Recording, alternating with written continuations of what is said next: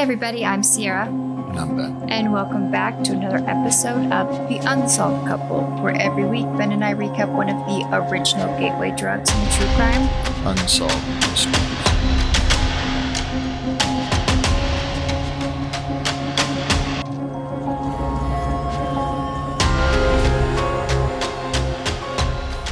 All right. We're here. We're in it. Mm-hmm.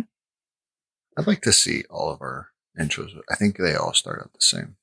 I say we're in it. We're back. Let's go. I know. I really, at some point, would like to figure out a standard like Happy Tuesday but again, I don't know. It's called a cold open. We don't rehearse this. This is not written down, which that might be shocking to some, but I doubt it. I think everyone knows that already. I think everybody knows it. Absolutely. And so, yeah, I mean, here we are. We are in it. And how was your week? Oh my goodness. My week was great. We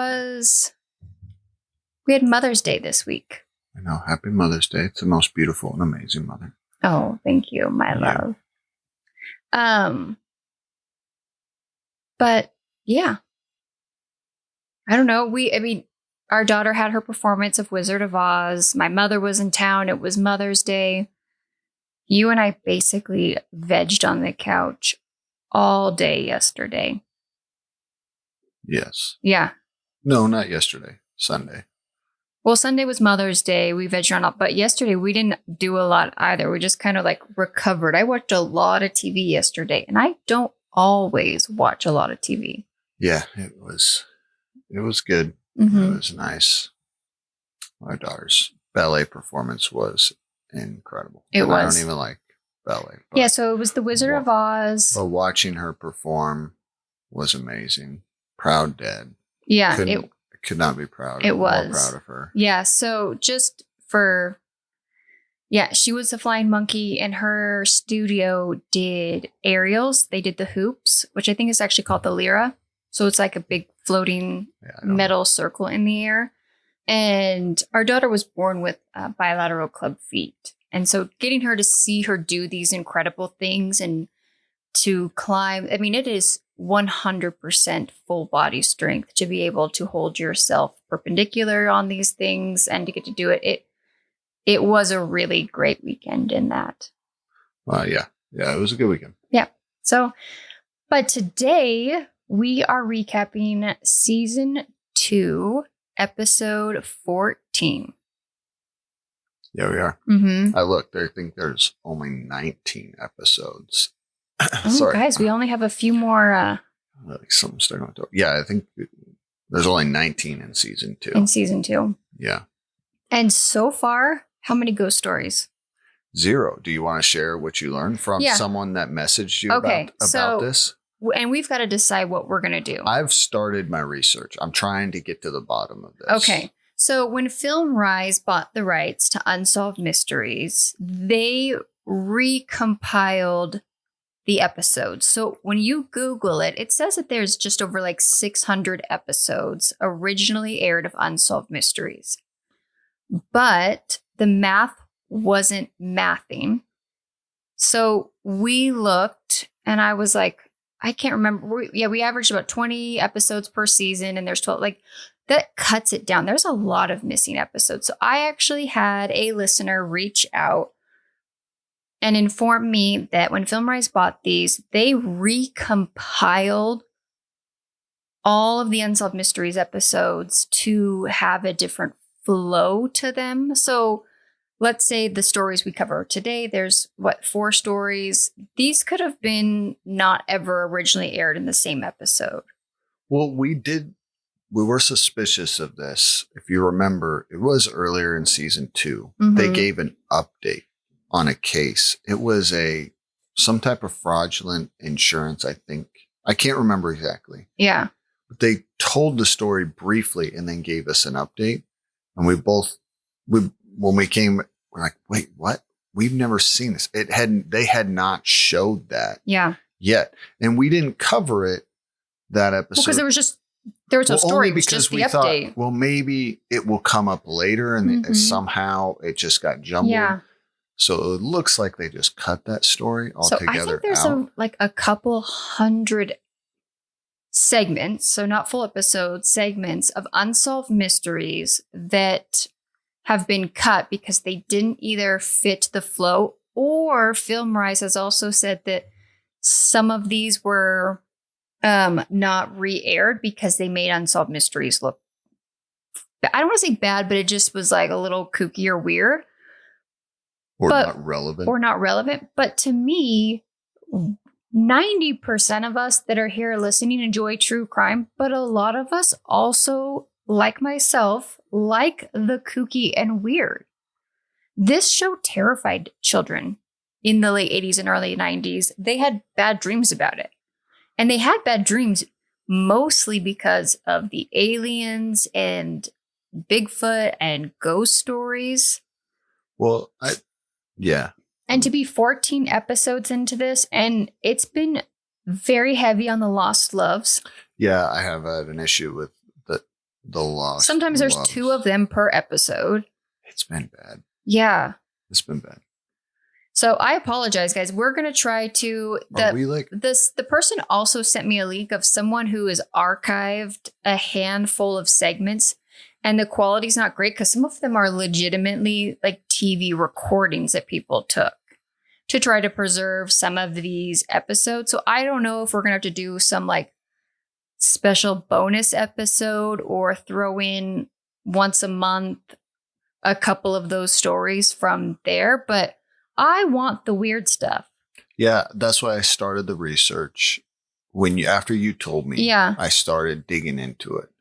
Because my goal was, if we can find these and find the crazy and weird ones, we can incorporate one of those into our episodes. If we can find them. I think it's going to be It's going to be a little bit more difficult, I think, than we thought. Yeah. But here's, at the end of the day, I will say, FilmRise, people have reached out to them and asked them to please to put them out there, and they haven't said no to it. But hey, if you feel so inclined, shoot them an email or however you can contact them and say that you'd like to see it. The more people that say we want the weird stuff, they might put it in. And I get you got some producer who might not have loved the show as much growing up or never even heard of it, and they're just trying to make a buck. If it was up to me, I would have locked it in a vault and set it on fire. Yeah, see, if Ben was the producer, he'd been like, we only bought this so I could just put it away and we'd never have to talk about it again. Let's take this out of the universe. So yeah, we will keep you guys updated. This is our unsolved mystery. We need Robert Stack to come back and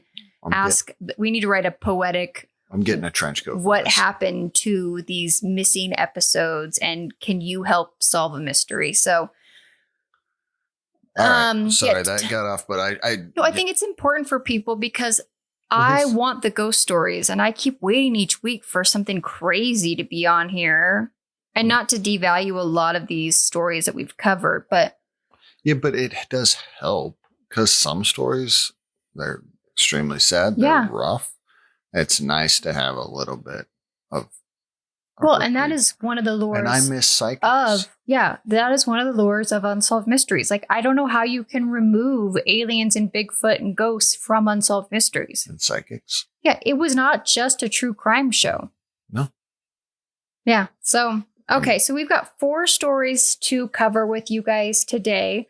I'm actually excited because unbeknownst to me, before we started doing our research, I got the really easy one. So this is going to be a Ben heavy episode. You knew, you watched it. And I watched it, but I hadn't done the research on them. Yeah, I got stuck. I did not know because we know the conclusion of one of your stories. I did not realize the amount of research that was also attached to it. But I will get us started. This is a wanted story. On the morning of August 22nd, 1988, a young woman that we're going to call Carol was driving along I keep wanting to call it Brigham. That is not. Braham Hollow Road, a 2-lane highway, which she took to her social work job at a local mental hospital. Hospital? Hospital? Oh my goodness. a local mental hospital in Putnam, Connecticut. On this day, she was running about 30 minutes late.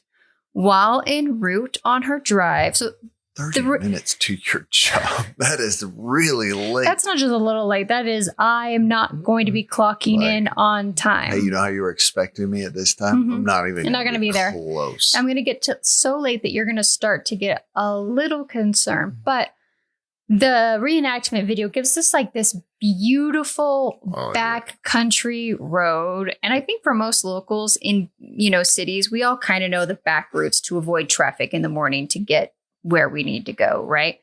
So it seems like this was her standard. This was her normal route.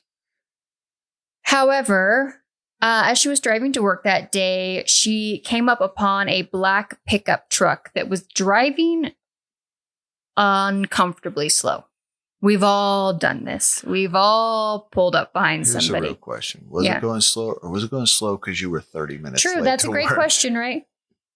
So as she followed, the car began to behave erratically. It would speed up, slam on its brakes, slow down, and it also crossed the center lane many times, coming within inches of having a head-on collision with other drivers. She obviously starts to become concerned for the driver. And fair, I would have thought this person's having a medical emergency because you haven't had a negative interaction with this person. Your first assumption is not anger or road rage or anything like that. Is this person intoxicated? Or are they having a medical emergency? And this is before cell phones, when you could call 911 and say, we've got a problem here. There was car phones. I don't think a girl working as a social worker had a car phone. For an unknown reason, the driver stopped the truck in the middle of the road, blocking her. Yeah, this is scary. As a female. Terrifying. I've mentioned before, I've actually had two. One happened in Portland at a railroad crossing. I had a guy get out of his car and was acting erratic and was like hitting the hood of my car on my way to work. And then just a few months, well, now I guess it was about a year ago here locally, I had a guy who was doing this exact behavior, but behind me, to the point where I thought the same thing. I thought he was either intoxicated, which it turns out he probably was, or he was having a medical emergency because he was an older gentleman. And he got out of his car at the stoplight, put his car in park, and I had to turn to my son and say, there is a man getting out of his vehicle. We are going to be fine. But if something happens, like, I need you to do X, Y, or Z. And he did. He banged on my window. He pointed his fingers in the shape of a gun and pretended to shoot me through my window. You feel so helpless. And yet you're in this vehicle and you have control. But she was blocked. And that was the other thing, too. There was someone in front of me at this stoplight. There was nothing like. Yeah. You kind of just go into a very blank state of mind. Well, and it's scary because when you're in a vehicle, you're trapped. Mm-hmm. Like, you're in this. You're in a lower seated position. You are trapped. Yeah. And I mean, really, in a vehicle, there's only one way in and one way out. Mm-hmm. It is. Yeah. It is scary. Yeah.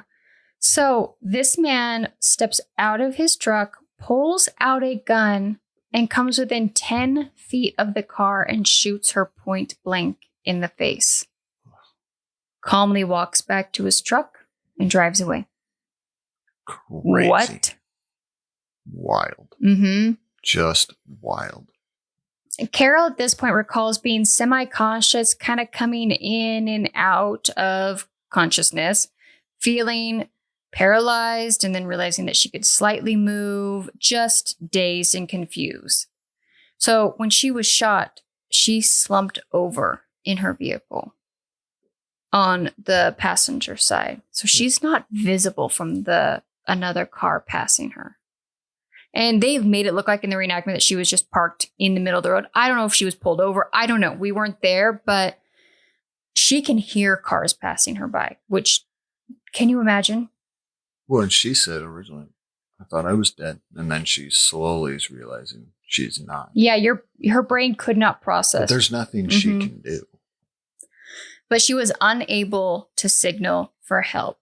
A few minutes later, however, thankfully, a utility truck coming the other direction, because I'm guessing people are seeing a car pulled over or at least in the road. They're slowing down, but it looks empty.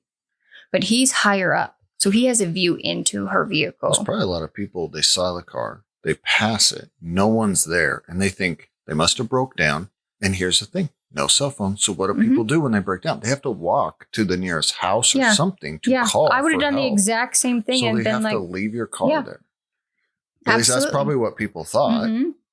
So this utility truck drove by. From his elevated view of the driver, he was able to notice. He immediately summoned for police and paramedics. She was placed in an ambulance and taken to a nearby hospital. Due to her severe injuries, the paramedics and detective feared that she might actually pass away. So they decided to question her in the ambulance in order to get some information. She was unable to speak, so the detectives had asked her yes and no questions and had set up a series of blinks for yes and blinks for no. Throughout the questioning, they were able to get a fairly good description of her attacker and his truck. Carol was in critical condition when she arrived at the hospital. The bullet had torn through her face just below her left eye. Her that's not how you say that. Carotid? Carotid artery had been severed, paralyzing her left vocal cord. While doctors worked to save her, detectives started working on trying to find this attacker. Several detectives and state trooper instantly went into action and set up roadblocks on the exit points of the road, questioning anyone who was leaving. 2 drivers told police in the hour leading up to the shooting they had encountered a black truck pulling in and off of the highway and acting erratic as well. This guy was wild. He's out there just being a menace to society. Yeah. Clearly. It appears as if the driver was taunting. He was like looking for a fight. This was like a drunk guy at a bar that's just looking to get in a fight with somebody. The detectives suspect that the incidences are likely all related to each other. Since Carol was a social worker and did spend time with people suffering from mental illness and major depression, it was speculated at first that her attacker might be someone she knew. However, the detectives were unable to find any evidence that connected this truck or with any record of her having issues with her patients. It is now suspected that the shooting was random. Detectives searched searching for her attacker's vehicles. They learned that there are more than 300,000 trucks in the Connecticut area that match this description. That's a lot of trucks. And Connecticut's not very big. It's pretty big. Is it? It seems to me like I think of it as one of the smaller states. I mean, maybe it is. I don't know. I've never been. Oh. But you're just full of facts over there, huh? Now you're going to look up, aren't you? It just seems like that's a lot of trucks. So, it is a lot of trucks. I mean, how do you can't, there's no way. What do you do at that point? Fortunately, doctors were able to save Carol's life. She was in the hospital for like 3 months, going through rehab and treatment and getting her to the point where she was able to dramatically improve. However, to this day, there is a bullet that remains lodged in the back of her neck. All right. Sierra is correct. I was thinking Pennsylvania, which is large. Connecticut. 3rd smallest state by area after Rhode Island and Delaware. Okay, exactly. I was like, I thought it was like one of those little tiny ones up there. I'm clearly I teach homeschool, so I've looked at the map a lot. You know what? It just goes, my geography is terrible because I think Connecticut is a different state, which I know better. Well, I don't know better. You couldn't ask me to point it out probably. Like I would have to label the big ones first and then start to kind of guess when you get to those. But even last week, I didn't Toledo was Ohio. Yeah. And for some reason, I kept thinking Oklahoma, but I don't know why. I should know. My geography, awful. Terrible. Okay, so the bullet remains lodged in the back of her neck and is close to her spine to the point where they gave her the option to remove it, but it came at a big risk. That's wild. Yeah. imagine carrying around not just a bullet, and that's traumatic enough, but like you have a physical scar, and then you have this almost dark souvenir of a time you were attacked by a complete stranger. In your spine. That would terrify me. Yeah, no kidding. So Carol's attacker remains at large. He appears to be a white male around 5'10" with curly brown hair, medium build, and would be in his late 40s or early 50s. His truck is described as a well-maintained black step-side pickup. It had flare fenders, standard wall black tires, and a shiny plain wheel covers. And that's kind of where Unsolved Mysteries leaves us. All right. Update. Nothing.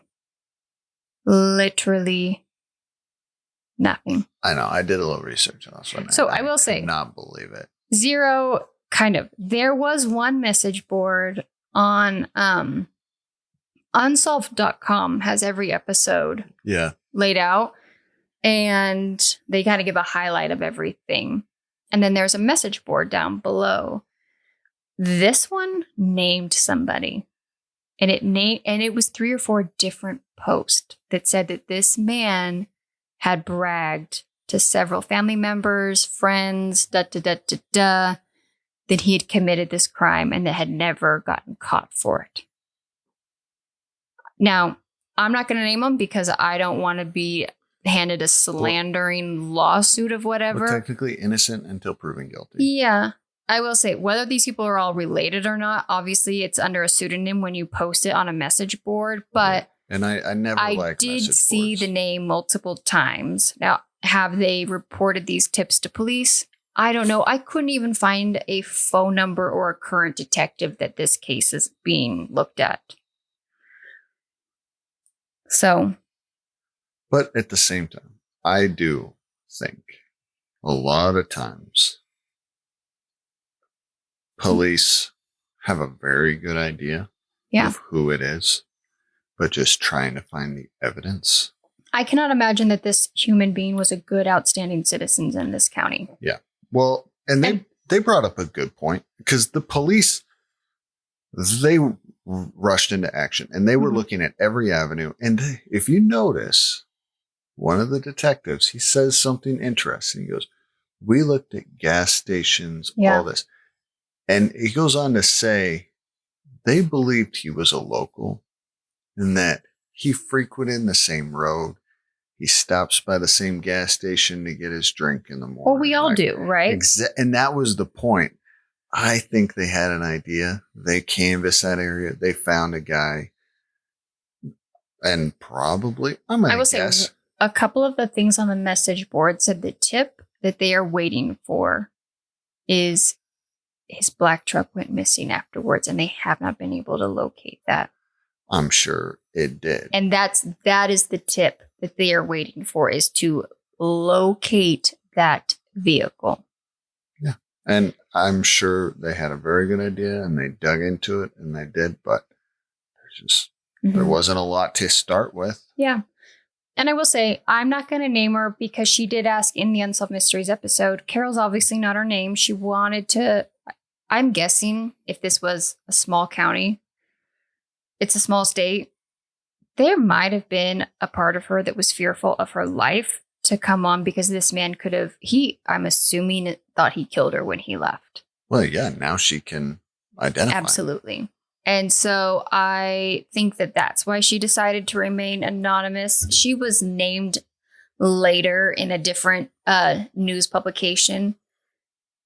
So her name is out there. I found her on social media and stuff. It looks like she still works in clinical psychology today and seems to be living a full life as far as you can. But yeah, I mean, it has gone unsolved to this day. It's wild. Just wild, very sad. And terrifying. Like, be careful out there when you're driving. Was just in the She's wrong just driving place to work at the wrong time. But if it wasn't her, it would have been someone else. Oh, absolutely. That man was out for something. I don't know whether he had a fight with his girlfriend that morning or what, but he is a violent man. But it's too bad he was not caught because I'm sure he's gone on 100% he to went abuse or hurt or done other things to people. Other crimes against strangers even. Well, and I was saying this wasn't just a female he attacked. It was also a stranger. So this makes him like a very scary person. Yeah. Yeah. All right, babe. What do you have for us? All right. I got the story. This is a story of a girl trying to find her dad.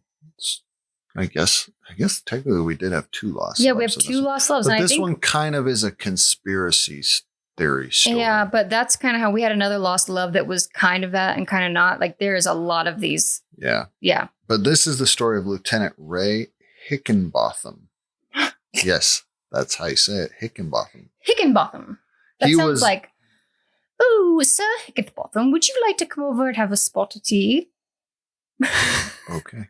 All right. There you go. There's Sierra's English accent. It's a terrible accent. But I have ADHD and sometimes things pop in my head. And the moment I heard that name, that's what I thought of. So I thought I'd share with you guys. You're welcome. I appreciate you sharing that with us.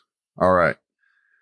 Lieutenant Ray Hickenbotham was a World War II vet. He got home from the war at the end of the war. What year did the World War II end, Sarah? That's cute. 1945. Perfect. That's what I was going to say. He was in Army intelligence. Okay. So we are getting told this story from his daughter, whose name is Carol Solstead. Baskin. No. Don't. No, this lady is a good lady. I know she is. She's a good person, and not associating her with. I will be more the serious. Other Carol. All right. So, but she was at the time. So all of this we're going to be told is going on in 1947. She is 3 years old at the time.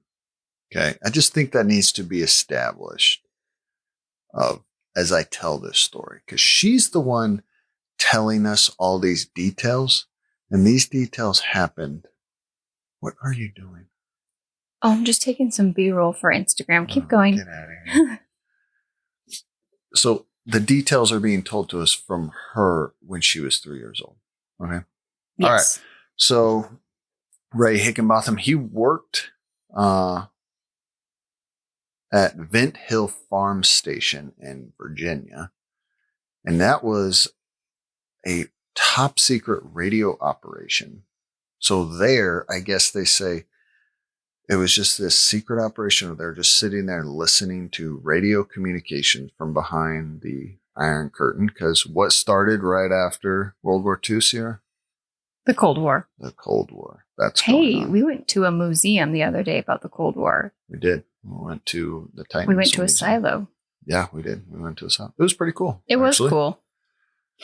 All right.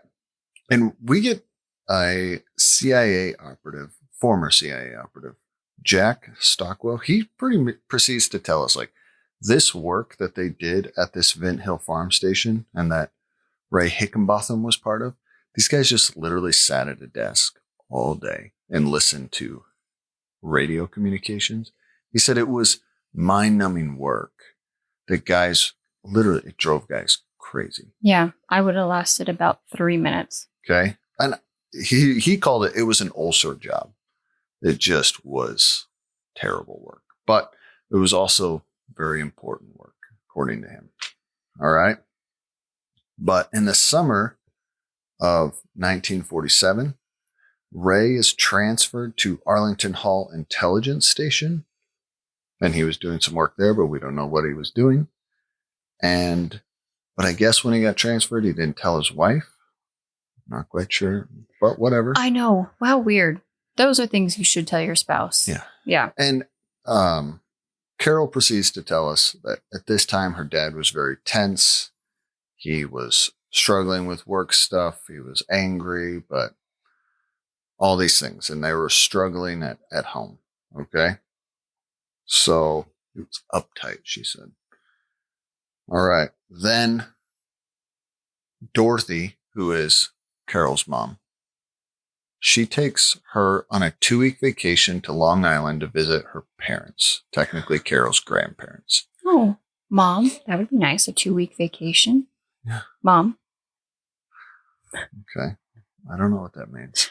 My mom listens to this, so I'm just dropping little Easter egg hints to your mom for a 2-week vacation. I wouldn't mind going on a 2-week vacay. Well, you're not 3 years old anymore, so that's true. All right. So while they're at her parents' house, Carol's grandparents' house, she tries to call her husband Ray, and she gets told, I don't know who tells her, they don't tell us, that he's on leave. And she's like, well, he's not with me. What's going on? Then a neighbor calls and says, hey, there's movers here and they're packing up all your stuff. No joke, my stomach would drop out of my butt at that point. If I was somewhere with my children and someone said movers are at your house, Andre called and was like, hey, there's movers here. Yeah, what would you do? I don't know. I have a theory on this. Okay. All right. Well, then but it's just a theory. Okay. Okay. So neighbor calls, tells them, hey, they're packing up. 2 weeks later, a moving truck arrives at the grandparents' house in Long Island with all of their stuff, but none of Ray's stuff. Yeah. And Ray is just gone. MIA. But they have all of their stuff and they unload it at the grandparents' house and say, hey, here you go. Yeah. Okay.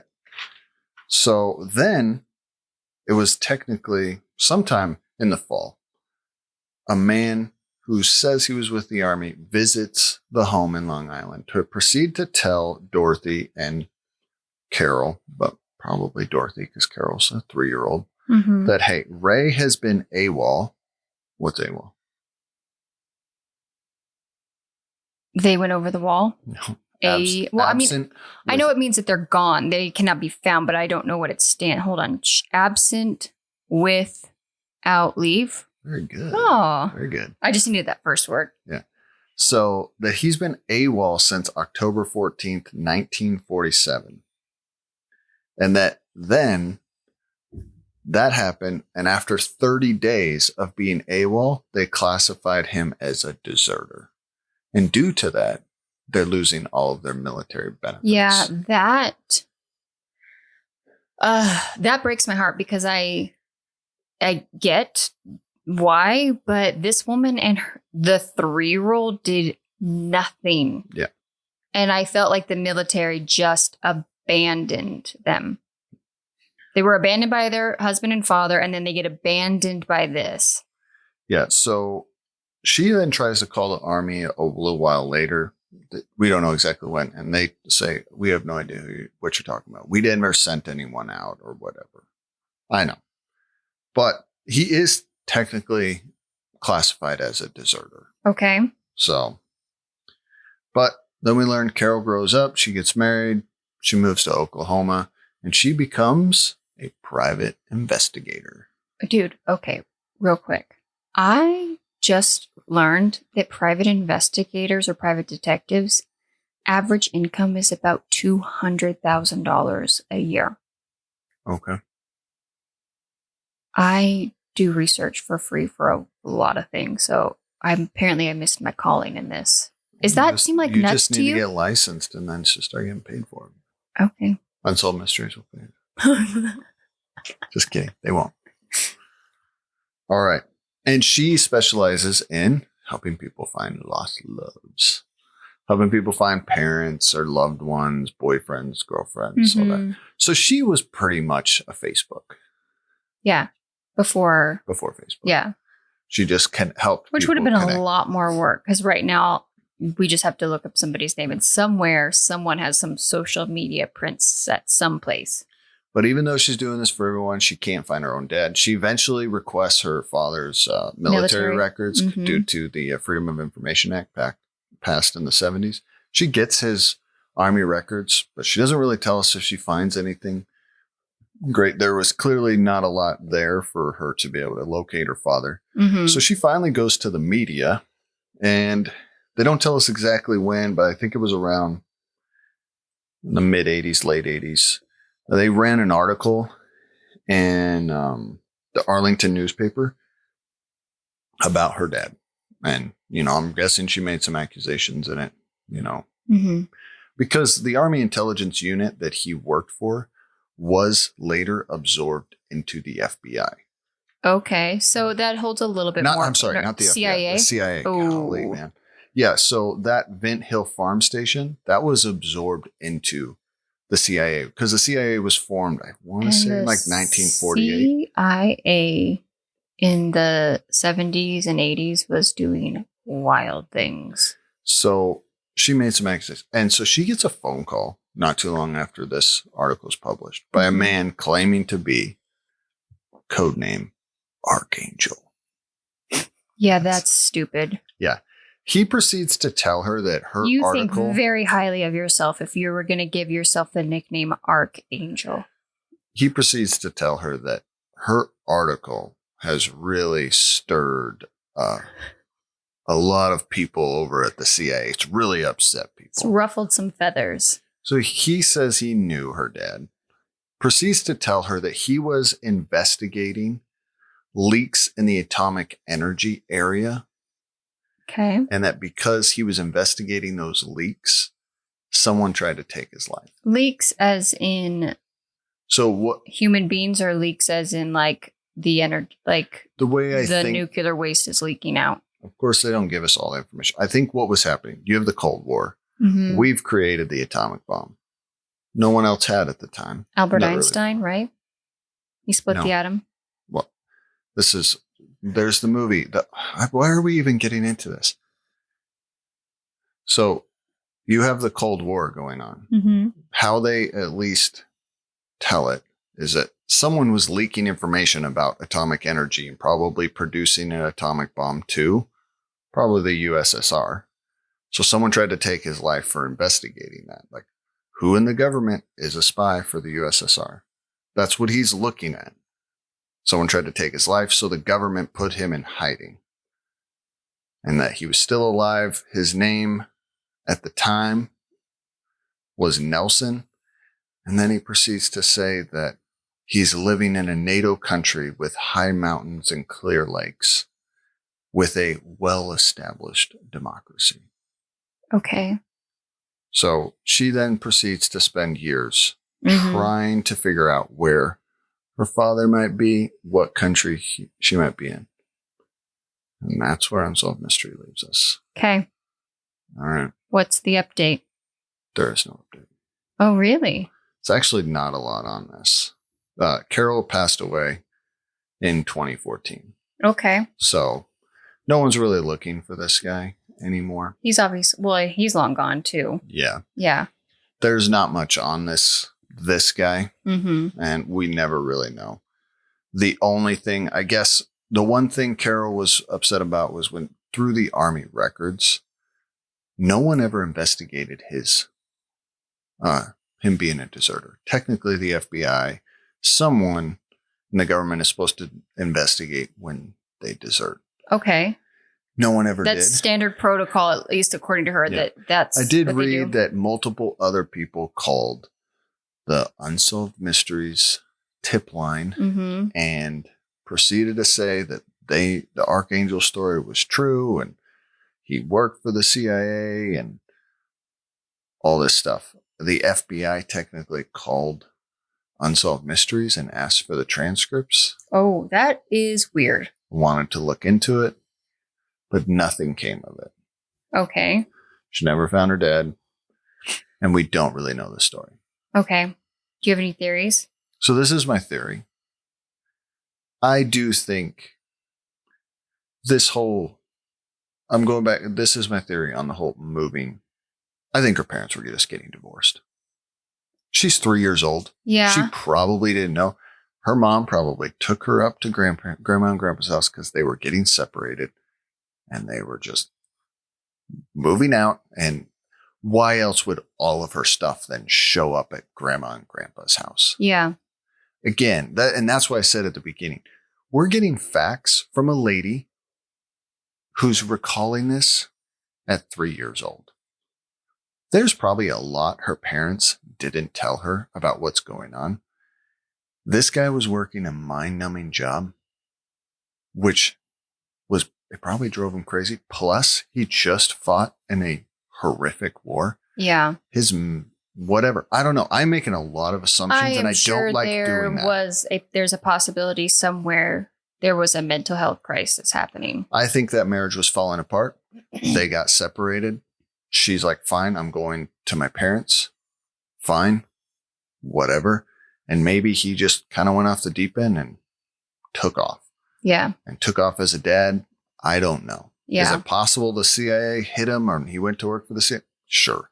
Possible. Yeah, we've learned a lot of wild things. I think that if you would ask me 15, 20 years ago, before a lot of these declassified documents, X, Y, or Z, that the CIA, a lot of it was blown way out of proportion. Now, there's not a lot I put above them. Yeah. But, yeah, I kind of thought the same thing. I was like, you head out of town for 2 weeks. And then all your stuff shows up. Shows up. It sounds to me like this was an orchestrated event of the marriage ending.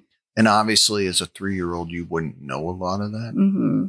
And I think for someone who worked in Army intelligence, who served in World War II, that guy, maybe he came back from war and he's just like, burned it all down. He's like, I'm done and I'm out. And he abandoned his family and abandoned everything he has. That's not outside of the realms of possibility. That's the thing. I guess Occam's razor would be that the likely thing is that's what he did. And then he either went on to just live another life, maybe under a different name, or he ended up, unfortunately, maybe taking his own. Whatever it was, no one was looking for him for a very long time. This happened when she was 3 and she didn't start looking for her dad until adulthood. A lot of time had passed between then and no one from the FBI came and looked for him. So, I mean, Occam's razor is that the likely story is probably the truth. Is there a small possibility where this is some big conspiracy, maybe not even conspiracy, but that he had to be taken in because there were things he knew? Yeah, I mean, it was a weird time during the Cold War. Spies and secrets and all of that was very common. Well, there's just a lot of possibilities. Mm-hmm. He could have deserted to the USSR. Fair. That's another one. But here we are. We're just throwing out wild accusations. What I'm saying is no one showed any proof that the CIA got rid of this guy or they hid him, except for this guy. I think the phone call we've learned in this, there are trolls, and even to this day, there are trolls. I think someone read that article and decided to be a douche and called her up and just gave her some crazy. It is crazy to me that that's a thing. But it has been a thing, and it continues to be a thing. Like, that makes humans terrible. Like, that is a terrible human being. And to have that sick desire to meddle in somebody's life like that is messed up. Well, remember the guy that was sending the letters to the families? 100%. They never actually tied those letters to the actual killer. No. That could have just been a horrible human being doing that because... Or the New Kids on the Block girl that went missing. Yeah. They went all the way to a different state because multiple people were saying that she was there. So I don't know. That's my theory. But again, those are just theories. But researching it, there's nothing. There's nothing out there that leads to one way or another. All right. Well, I've got another lost love story for us, and I'm going to just steamroll this for you guys. Patty English is a hearing impaired woman searching for her birth father, Robert Wilson Miller. On December 25th, 1958, she was brought home from the hospital by her mother, Helen, who at the time was only 17. She had been born at 6 months premature, which led to her hearing loss. When Helen entered the house, she actually found her, at the time, husband, but they had been separated for a few weeks, at home. He briefly held Patty, but the marriage was eventually ended. And they were divorced within a few weeks of her coming home from the hospital. Helen remarried, and for several years, Patty believed that her stepfather was her actual father. Then one day, around the age of 5, a strange man showed up at the door. It was Robert. At first, her stepfather refused to let him in, but eventually allowed him in to see her for a few minutes. She remembered him being very nice and friendly, and he told her that he was her real father. After that, he left, and her stepfather said, "No, I'm your real father, and that man is not." Years passed and Patty continued to grow up in the house where she was not loved. Then in 1971, when she was 12, Robert found her again. Her junior high school had allowed him to come visit her in the classroom. This is her biological father. He asked if he remembered her, asked her if he remembered him, but she didn't. He gave her a hug, kissed her on the forehead, and left with his wife. Her teacher told him after he left the classroom that was her biological father. She ran out of the building to go after him. However, by the time she'd reached the parking lot, he had left. Then, again at 14, she ran away from home and ended up in a shelter. A social worker was able to contact her biological father, Robert. He came to visit her at the shelter. She informed him that she had a desire to go live with him, and he told her that he would reach out to a lawyer and get back to her shortly. 2 days later, she was sent back home.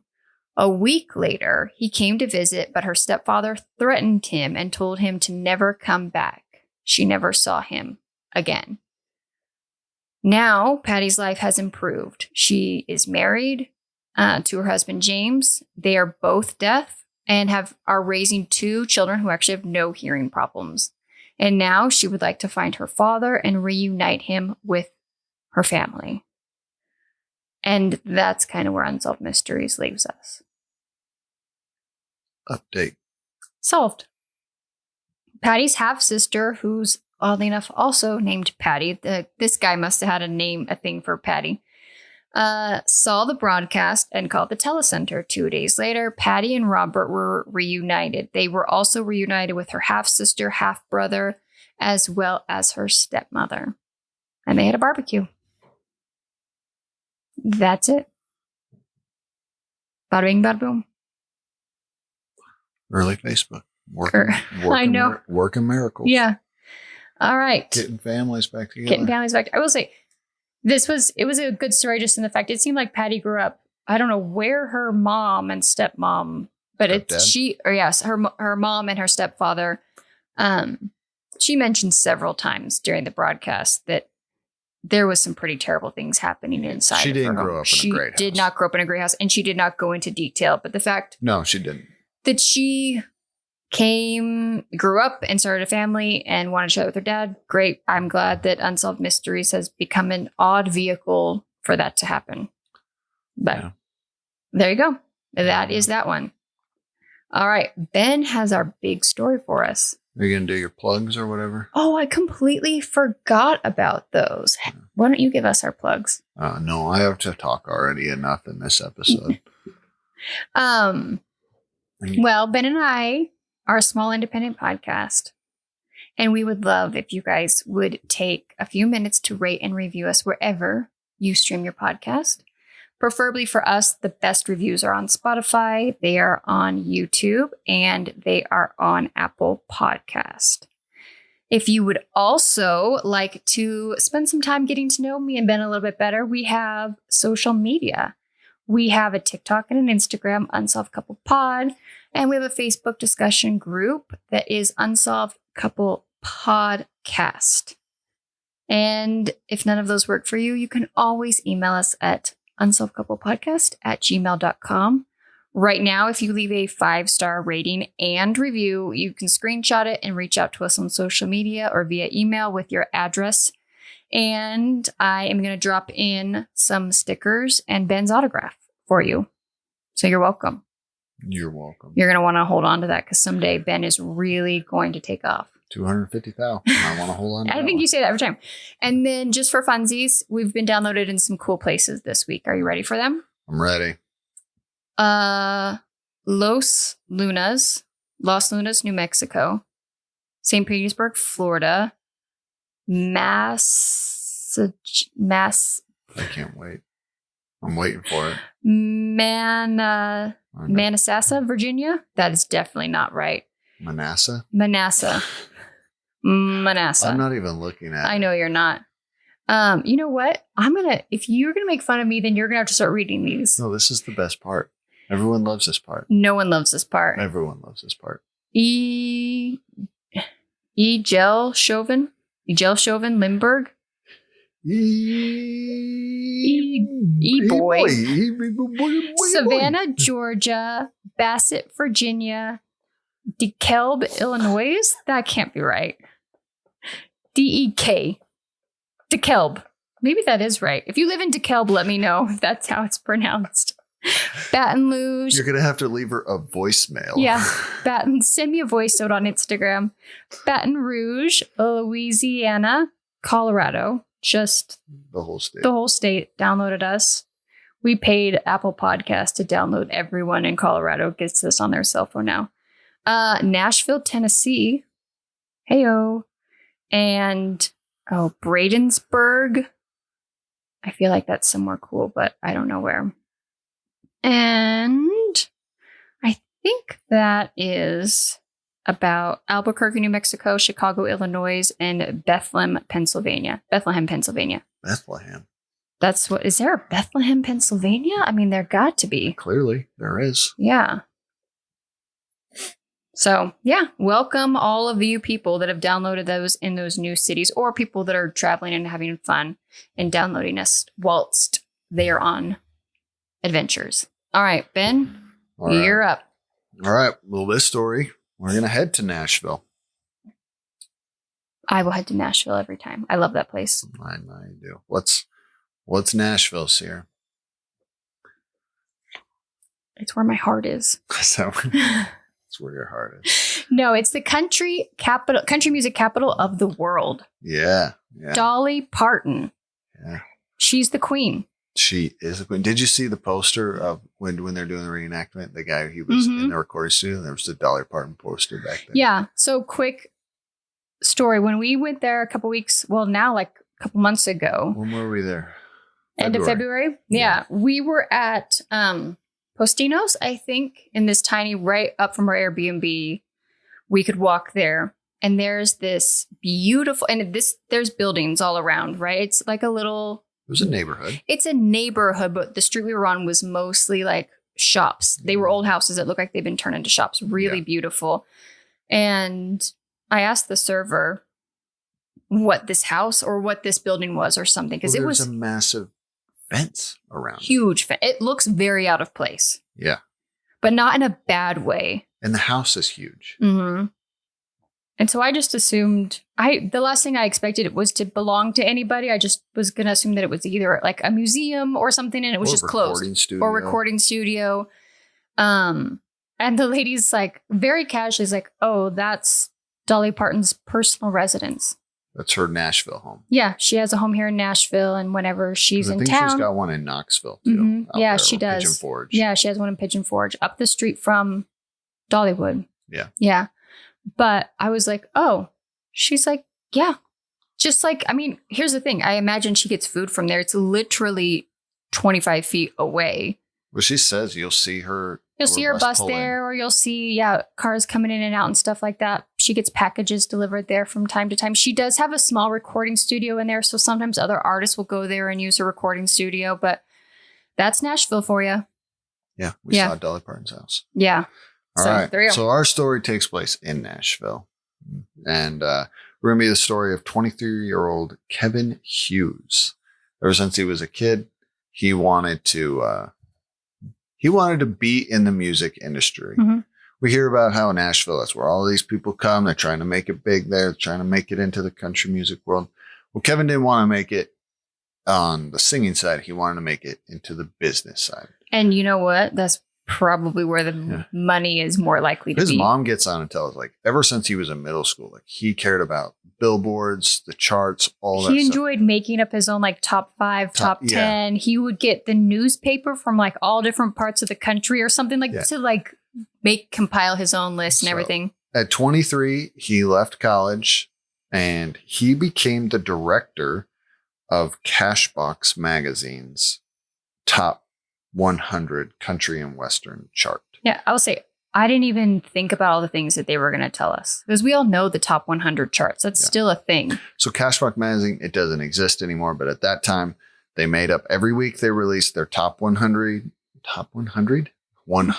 chart of albums or, songs and that. So his job was, he would receive playlist reports from radio stations all across the country. And then he would record them 1 to 100. And he did it pretty much himself every week. Mm-hmm. And real quick, you guys, the reenactment actors in this are gold. They're awesome. The hair and the tight pants. Yeah, that was great. I loved every second of it. So as you can imagine, it's a big deal if you're trying to make it onto that chart. Yeah, this is what I was talking about. I did not even put that together.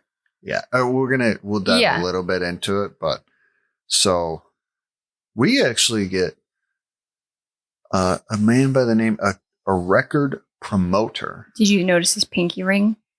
No. Oh, he had a big old gold ring right on his pinky. His name is Chuck Dixon. Remember that name. Okay. Okay. And he tells us that he worked with Kevin, and he's worked with 15 to 20 or more. Oh, time out. Hold, please. The doorbell has rang. And we're back from the doorbell interruption. Another salesman. We Just really like last time. We really need to get a sign on our door. Yeah. All right. Anyways, Chuck Dixon. Okay. Important. Got it. He tells us he's worked with a bunch of directors, and that Kevin was the best and the most fair and whatever. All this nice things he has to say about Kevin. Okay, Chuck. Thanks, Chuck. Uh-oh. I'm sensing something. Yeah. Anyways, so they tell us Kevin worked long hours. He took his job very seriously. He would work till 9, 10 o'clock at night, into the weekends. Is it bad that I'm constantly? You just had to pick 100 songs. And I'm going to guess for several weeks in a row, it didn't fluctuate a ton. I don't know. I've never done it, so I have no idea. Okay. But anyways, we find out it was March 9th, 1989. He'd been on the job just over a year. He's working late. It was a Thursday night. And his friend, Sammy Sadler, if that's not a country music. Sammy Sadler. That's not a country music with name. The cowboy mullet. Yeah, he had a enters mullet. The chat. Yeah. Dude, that mullet's awesome. It was wild. I'm seriously. So I've been growing my hair out. It's getting pretty long. It's been almost a year. Mm-hmm. I guess 9 months? Yeah. 9, 10 months since I've cut it. Seriously considering cutting in a mullet just for fun. I think it'd be awesome. I don't want you to cut it till after Halloween because I want you to be dressed up as someone in particular, but go ahead. I'm not even getting into that. I don't even know who you're talking about, and I don't want to know. Anyways, Sammy Sadler stops by. He's like, "What's going on, bro? What you doing?" And they say, "Let's go get some dinner." So they head out around 8:30. They go get dinner.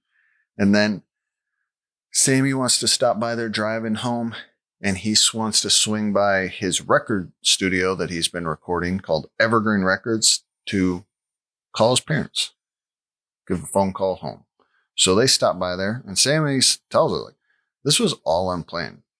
I stopped by. We decided to go get dinner. I thought they'd stop by before dinner to tell his parents that he was going to be like not coming home. No. Okay. They went to dinner. Then he said they were just heading out. And as they're there, they hear someone rattle the door handle. What's that? Well, this looks like it's in a residential area. This is not like downtown Nashville. This looks like people have converted homes into recording studios, which I'm guessing is common. Yeah. From my understanding, that's what I could find too. Yeah. So he goes and looks. He sees a gentleman walk off, but he has no idea. Like, what's that? Like, I don't know. Some dude walked off. So anyways, they leave and go to get in Kevin's car. And as they're getting in, Sammy Sadler gets into the passenger seat. And he says, the next thing he knows, he looks up and there's a guy at his window or the door and shoots Sammy Sadler in the side, in the arm inside. Kevin gets out and runs down the street. This guy chases him, shoots him, and shoots him 3 times. Yeah. They say twice. Like stands over him and shoots him. They shoot it. Police say he got shot twice in the back of the head. Yeah. It was meant to end his life. Yeah. Yeah. So police show up. They're investigating it. They have some theories. They start looking into it. They think was this a robbery? They don't think it was a robbery because Nothing's missing. Nothing was taken, right? They think was it something to do with involved with the charts? Was he taking money to put songs onto the chart? But when they started looking into it, they couldn't find that he was being bribed or whatever. Because they thought maybe he was doing it for someone and someone else got upset about it. Mm-hmm. Chuck Dixon comes on to say, maybe a theory was that someone held him responsible for their song not being popular and they just wanted to hold him responsible. I don't think that was the case, but who knows? That's Chuck Dixon's theory. Okay. Right? All they had to go off of, technically, they say there was 5 witnesses to this. Mm-hmm. Okay. Mm-hmm. But they have nothing. So all they had was a baseball cap that had that said World War II veteran and darn proud of it. But they couldn't find who made it, who manufactured it. So that baseball cap led to nowhere. Okay. So that's where Unsolved Mysteries leaves us. Update. All right. Solved. 14 years later, a man by the name of Richard D'Antonio, who was a employee, Is there conflicting reports? Some say he was an employee of Cashbox. Also, some say he was a promoter. Okay. Was convicted in 2003 of his murder, sentenced to life, and he died in 2014 in prison. Okay. So, where are the dots connected? What I read is that Richard D'Antonio and a man by the name of Chuck Dixon, the guy that they interviewed, were running a scam and were receiving payments of $1,500 to $2,000 to put songs on the 100. So they chart. circled around the actual guy that was in charge of it, or the guy that I guess that was doing it, because he was known to not take bribes. So it turns out that Kevin found out about this and he was about to expose them. And Chuck Dixon died in 2001 and Richard D'Antonio pointed the finger at him. So unfortunately, Chuck Dixon, there's not a whole lot tying him. So there's a man, there's actually a podcast, an 8 or 7 series podcast or articles, an 8 series article. This goes much deeper than we're going to be able Today to. And the Tennessean. And this guy writes this whole thing about this whole case. They call it Murder on Music Row. And about that this pretty much was a massive scandal in Nashville that these music promoters were paying people to put their musicians and their songs on the charts. I mean, that's messed up. It's a huge moneymaker. Absolutely. You can make it on this list all of a sudden. So this hasn't gone away. I mean, it's just a different thing now. But yeah, this is still happening to this day. Yeah, I'll kind of get into that a little bit. But rumor has it, I was reading through this, the police had identified D'Antonio because the witnesses said that when the guy ran, he ran like a duck. And okay, did you see it in the reenactment? Yeah, I saw the reenactment, but then no one addressed it. So I was like, the reenactment actor was just. So the police had kind of honed in on this guy. This guy was also running like a drug ring with another guy in Georgia, marijuana. And that guy got popped and he was an informant. I think his name was Nelson. And he pretty much Willie Nelson? No. He pointed the finger at D'Antonio. One of the key pieces of evidence. This story is wild. I'll share this. There was multiple things. They had this informant who pretty much pointed the finger at D'Antonio. He'd worked with him on whatever. Anyways, if you really want to dive in, go read this. But I'll just share this a little bit. So they never recovered the murder weapon. But this guy said, yeah, I sold D'Antonio a 38 caliber handgun the March 9th, the day of the murder. Oh, okay. And he's like, really? Yeah. He said, when I sold it to him, he came by my house and he shot it. He practiced target shooting in the backyard. I'm like, okay.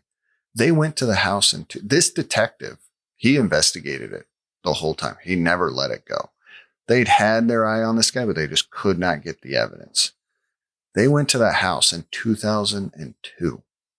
And in the backyard, there was nothing. Metal detectors. No, but the backyard had been used as target practice. It's backwoods. Yeah. Oh, that's true. Yeah. Right?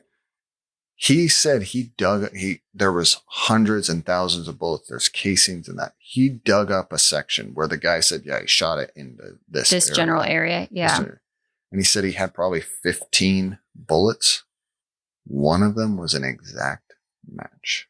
So they were able to tie that bullet to the bullet that killed him. And that this guy's testimony that he had sold him the gun and that he'd shot it there and they were able to tie it. Yeah. So there was other evidence, but yeah, there was a big conspiracy. Yeah. Holy also, cow. I read that Sammy Sadler tried to he eventually got back into the music industry. He was extremely wounded. Took him years to be able to play the guitar again. And he went years later and tried to go around and do a tour and a promotion show for Kevin, his friend. And it was pretty much shut down in Nashville by all the people because they don't want this. They don't like the light onto this case because it shows the corruption. It shows the underside of the country music world. Here's the thing, and we can say country music, but I'm going to guess all music industries. Industry. Yeah. Yeah. That he said, yeah. Oh yeah.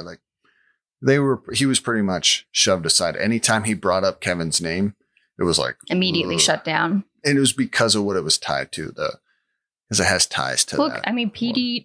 Diddy's day 2 of trial is today. Yeah. I mean, it's just this, it's the same thing. It is greed and corruption and money. People will do anything for money. And what's that? I told you the crazy thing. Yeah. What was one of the witnesses? Yeah. So they said, I said there was 5 witnesses to this, right? This is it was 9:30 at night. Okay. Well, that was the other thing. They had wiretaps of D'Antonio, him kind of not confessing to it, but saying. But he never had any consequences. No, D'Antonio's the guy that got convicted. Oh, the guy that got convicted. But yeah, this Chuck Dixon. Yeah. No, and I will say, at least the people started pointing the finger at him kind of after he was dead. So yeah. But this guy had ties to Chuck Dixon. Him and Dixon were working together. Okay. Anyways, but yeah, said there was 5 witnesses. In this article, this guy wrote this piece.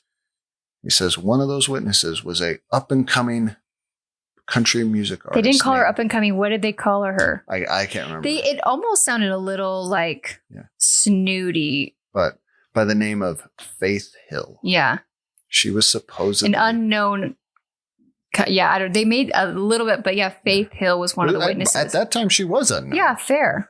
So, yeah, she was supposedly, according to this guy's article, one of the witnesses to this murder. Yeah, and Willie Nelson was recording down the street too. Yep, and Willie Nelson was recording a song down the street. That's nuts. Yeah, it was a wild story. If you guys piques your interest, there's a lot more to it. And I'm sure that article in the podcast dives into more of that kind of. Yeah, I wish we would have known about this before we went, because I'm sure you can kind of do a walking tour, or at least where some of this stuff took place. But yeah, that's interesting. So, Okay. Well, everybody, that is season 2, episode 14 of Unsolved Mysteries. And Ben, are you ready for your question? Yes. Okay. If you were a ghost. What in the world? Well, we haven't had a ghost story for a while, so I wanted to bring one in for ourselves. If you were a ghost, how would you haunt people? How would I haunt? How would you haunt people? What kind of ghost would you be? I don't know. I have an idea. Why don't I buy a big mansion and you can be the ghost that lives in the attic and you've never shown yourself, but you kind of start to fall in love with me because I'm pretty. You're trying to say. And then you can say, can I keep you? And I'll say, obviously. And you will turn into a very attractive. She's explaining Casper for anyone that is not catching on to this. So is that how you would haunt people? No, you know how I would haunt people? How? As a ghost, I would just stare them in the face really close as they slept. And I would have them feel my presence there. Where they feel like constant, like, I feel like someone is watching me. Exactly. Constantly. Or the cold on them just while they're sleeping at all times. I would just They could never get warm while they're sleeping and constantly feeling. So you're a menacing ghost. Well, 100%. Yeah. I would just get a chuckle out of that constantly. Just every time people fall asleep, you're right there. And I say that because this is what our kids would do growing up when they were little. My daughter, she would come in. Yeah. And I loved it. Yeah. But she would come, and our youngest son did it too. Mm-hmm. But they would come and they would just sit and they would stare at you like 6 inches away until you woke up. And you would wake up startled, obviously, because there's this person just staring at you. And I would just be that person in a ghost. Mm-hmm. All right. If you were a ghost, how would you haunt people? I would play with people's cats because I think cats can see ghosts. And so the cats would always be like wild and like looking into outer space and reacting to things that aren't there. And then the other thing I would do is I would just move things or displace weird random things. You'd be like, I swear I did not put that there. That's remember that story, that ghost story from last season? With the jingle, with the little jingly bell? Yeah, and they freaked those people out so much they were moving. Yeah, that's right. Yeah.